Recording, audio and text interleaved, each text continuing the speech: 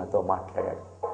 ఎంతమంది చెప్పినా లొంగని నా హృదయం, ఎంతమంది చెప్పినా వంగని నా హృదయం, ఎంతమంది చెప్పినా మారని నా హృదయం, నా కొరకు ప్రాణం పెట్టిన నా యేసయ్య నాతో మాట్లాడితే ఆ రోజు రాత్రి ప్రభువుకి నా జీవితాన్ని ఇచ్చాను, ప్రభువుకు నా జీవితాన్ని సమర్పించుకున్నాను. అప్పటి వరకు అందరినీ ఏడిపించేవాడిని. ఆ రోజు రాత్రి నేను ఏడ్చి ప్రార్థించాను, ప్రభువా నన్ను క్షమించు నాయన, నీ బిడ్డగా నేను బ్రతుకుతాను ప్రభువా, నీ పరిచర్యకు నేను సమర్పించుకుంటాను ప్రభువా. ఎప్పుడో మా అమ్మగారు మగపిల్లలు పుట్టలేదని సమర్పించుకోవడం కాదు, ఈరోజు నేను సమర్పించుకుంటాను నాయన అని ప్రార్థించినప్పుడు సర్వశక్తి గల దేవుడు నన్ను కనికరించాడు. ఎంత ఘోర పాపినైనా దేవుడు క్షమిస్తానన్నాడు. ఎంత ఘోర పాపినైనా దేవుని ప్రేమ క్షమిస్తుంది. ఎన్నో ఘోరాలు చేసిన నేను, ఎన్నో పాపాలు చేసిన నేను, ఎన్నో దేవునికి వ్యతిరేక పనులు చేసిన నేను, నా హృదయం మారడానికి దేవుడు కృప అనుగ్రహించాడు. ఇక ఆ రోజు రాత్రి నా జీవితాన్ని ప్రభువుకి ఇచ్చాను. వినండి స్నేహితులారా, యవన బిడ్డలారా, తెలియని ఆనందం, తెలియని సంతోషం. ఇక అప్పటి నుంచి వెంటనే నేను హైదరాబాద్ బైబిల్ ట్రైనింగ్కి వెళ్ళాను. బైబిల్ వేదాంత కళాశాలలో ఇమాన్యుయల్ బైబిల్ ఇన్స్టిట్యూట్లో వాక్యాన్ని నేర్చుకుంటున్నాను. ఒకరోజు నాకు ఉపవాసం ఉండాలనిపించింది. జగత్ పునాది వేయబడక ముందే దేవుడు ఏర్పరచుకుంటాడు. తల్లి గర్భములో రూపం ఏర్పడక ముందే దేవుడు ఏర్పరచుకుంటాడు అనడానికి నా జీవితం ఒక నిదర్శనంగా ఉంది. ప్రభు దేవులా అవుదామనుకున్నా ప్రభు సేవకుడిగా దేవుడు తయారు చేస్తున్నాడు. హైదరాబాద్ వెళ్ళాను, వేదాంత కళాశాలలో జాయిన్ అయ్యాను. ఉపవాసం ఉండాలనిపించింది. 40 రోజులు ఉపవాసం ఉండాలని కంకణం కట్టుకున్నాను. ప్రతిరోజు ఉపవాసం ఉండి ప్రార్థిస్తున్నాను, ప్రభువా నాకు జ్ఞానం లేదు, శక్తి లేదు, బలము లేదు, కానీ నేను అనేక ప్రాంతాలలో వాడబడాలనుంది, నాకు జ్ఞానం నేర్పించు నాయన అని దేవుణ్ణి అడిగాను. యవన బిడ్డలారా వినండి, 10వ తరగతి వరకు ABCDలు నాకు 4 బర్లు వ్రాయడం రాదు. ఇప్పుడు నేను ఇంగ్లీష్ మీడియం BTH జాయిన్ అయ్యాను. ఇంగ్లీష్ నాకు చాలా ప్రాబ్లం అయ్యేది. ఇక రాత్రులు నేను నిజంగా ఏడ్చి ప్రార్థించాను, ప్రభువా నాకు ఇంగ్లీష్ నేర్పించిన ఆయన. అప్పటి వరకు నా తల్లిదండ్రులు చదవరా చదవరా చదవరా ఎంత మొత్తుకున్నా చదివేవాడిని కాదు. ఇప్పుడు నాకు చదవాలనుంది, జ్ఞానం నేర్చుకోవాలనుంది. సమయం ఉండగానే యవన బిడ్డలారా మీరు చదవాలి సుమా.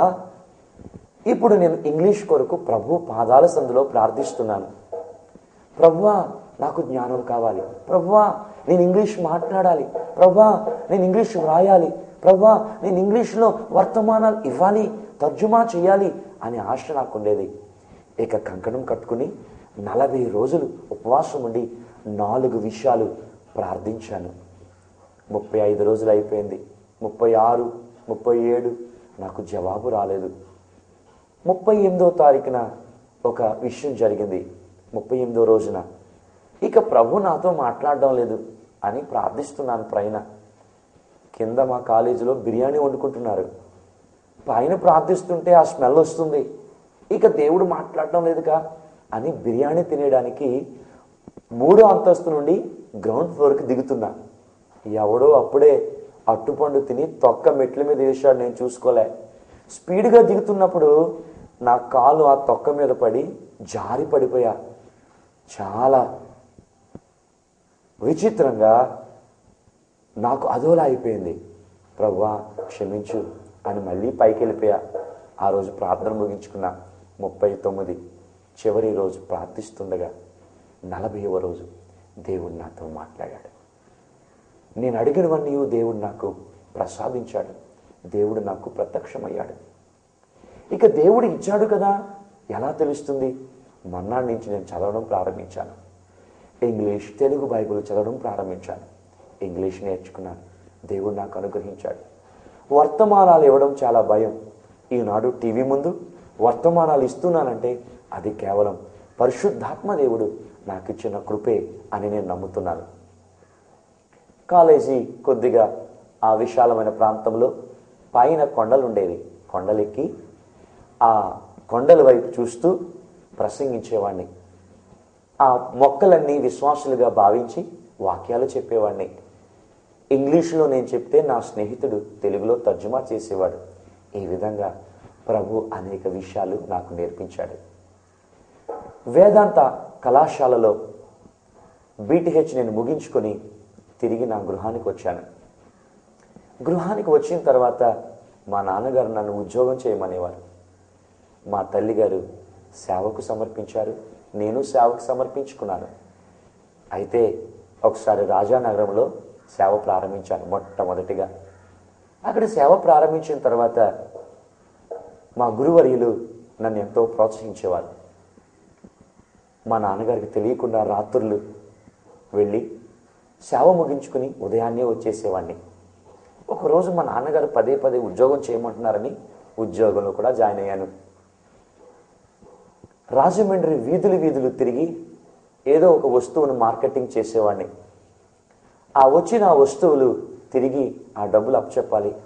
నేను బాగా చేస్తున్నాను, బాగా అమ్ముతున్నానని తక్కువ కాలంలోనే నాకు మేనేజర్గా పోస్ట్ ఇచ్చారు.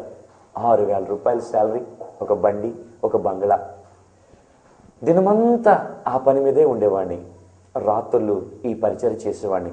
అది నాకేమాత్రము సంతోషాన్ని ఇవ్వలేదు. ఒకరోజు నేను పూర్తిగా సమర్పించుకుని నా తల్లితో చెప్పి మా నాన్నగారికి చెప్పకుండానే ఇంటిలోంచి బయటకు వచ్చేసి పరిచయం చేస్తున్నాను. కొన్ని దినాలు గడిచిన తర్వాత మా నాన్నగారు నన్ను చూడడానికి వచ్చారు. అది నాకెంతో ఆనందాన్ని అనిపించింది. నన్ను ఇంటికి తీసుకువెళ్ళారు. తిరిగి నా సొంత గ్రామంలో, నా సొంత పట్టణంలో, నేను ఎక్కడైతే పుట్టానో అదే స్థలంలో మా నాన్నగారు చర్చి కట్టడానికి స్థలం ఇస్తానన్నారు. ఇక నా ఆనందానికి అవధులు లేవు. 1997 అక్టోబర్ 2వ తారీఖున దేవుడు నాకు ఒక దర్శనాన్ని ఇచ్చాడు. ఆ రోజు రాత్రి నేను పడుకున్నాను. ప్రభు కాడి మోస్తూ